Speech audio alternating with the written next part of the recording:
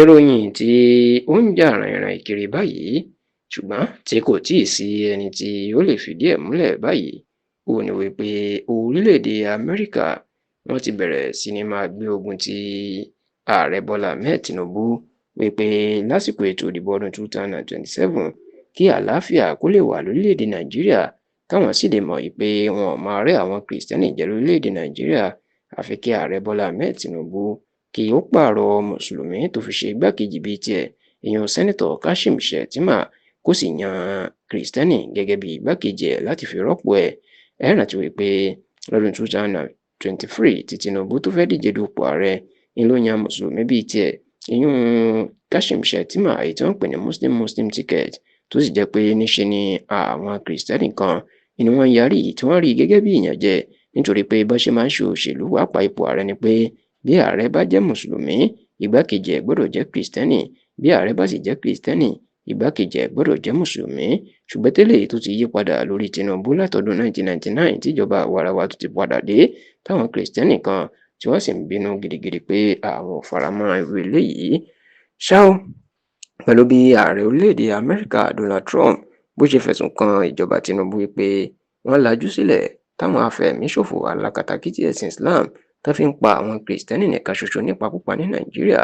àti pé òun yóò kó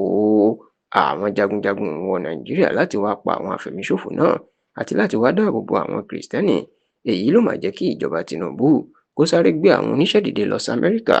láti lọ bẹ̀ wọ́n àti láti lọ ṣàlàyé fún wọn pé ọ̀rọ̀ ò rí bí Donald Trump ṣe wí nítorí pé wọ́n ń pa mùsùlùmí náà lórílẹ̀‐èdè Nàìjíríà. Àwọn tí Tinubu gbé dìde láti lọ bẹ̀ Amẹ́ríkà ṣèpàdé òun ni olùdámọ̀ràn pàtàkì lórí ètò ààbò lórílẹ̀‐èdè Nàìjíríà ìyẹn National Security Adviser Nuhu Ribadu òun la gbọ́ pé ó ṣíwájú àwọn ìgbìmọ̀ náà tó sì jẹ́ pé èyí ló jẹ́ kí Amẹ́ríkà àti Nàìjíríà kájọ gbà láti gbé ìgbìmọ̀ dìde láti jọ rí sí ọ̀rọ̀ tí ó ń já rìnrìn náà ìyẹn bí wọn yóò ṣe yanjú ẹ̀ tí ìjà ò fi ní sí láàrin Amẹ́ríkà àti Nàìjíríà. Ṣá o nínú ìpàdé wọn ni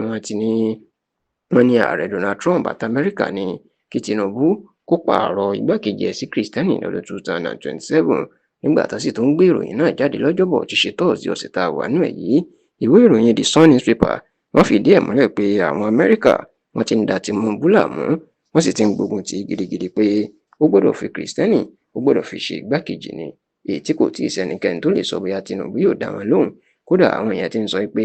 àwọn Kìrìsìtẹ́nì tí ó ṣeé ṣe kí Tinubu yàn àwọn níbi gbajúgbajà bíṣọ̀bù ìjọ kátólíìkì ni Bishop Matthew Kukah